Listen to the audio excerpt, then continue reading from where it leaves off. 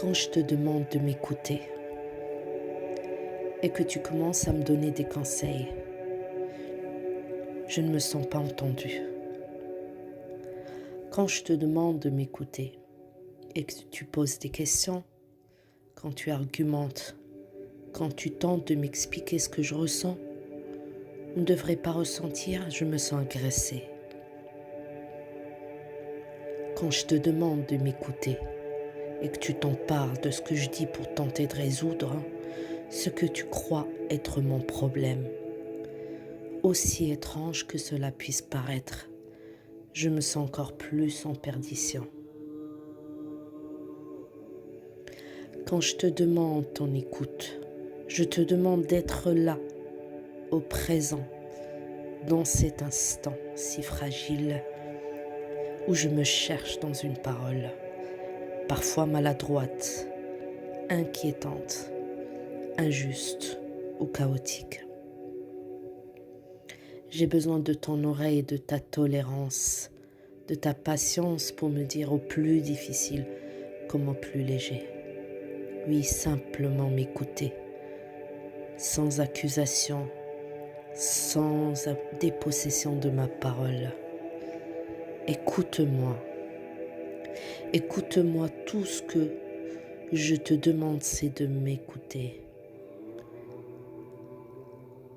Au plus proche de moi. Simplement accueillir ce que je tente de te dire, ce que j'essaye de te dire, ce que j'essaye de me dire. Ne m'interromps pas dans mon murmure. N'aie pas peur de mes tâtonnements,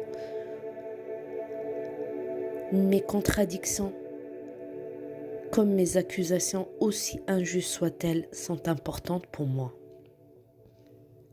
Par ton écoute, je tente de dire ma différence. J'essaie de me faire entendre, surtout de moi-même. J'accède ainsi à une parole propre, celle dont j'ai été longtemps dépossédée. Oh non, non, je n'ai pas besoin de conseils. Je peux agir par moi-même et aussi me tromper. Je ne suis pas impuissante. C'est vrai, parfois démunie, découragée, hésitante mais pas toujours impotente. Si tu veux faire pour moi quelque chose, écoute-moi. Car quand tu m'interromps, tu contribues à ma peur. Tu accentues mon adéquation, mon inadéquation et peut-être renforces ma dépendance. Quand je me sens écoutée, je peux enfin m'entendre. Quand je me sens écoutée, je peux entrer en reliance, établir des ponts, des passerelles incertaines entre mon histoire et mes histoires, relier des événements, des situations, des rencontres ou des émotions, pour en faire la trame de mes interrogations, pour tisser ainsi l'écoute de ma vie. Oui, ton écoute est passionnante. S'il te plaît, écoute et entends-moi.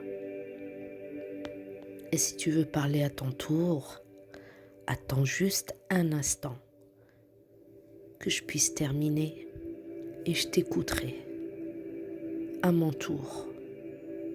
Mieux encore, surtout si je me suis sentie entendue. Par Jacques Salomé.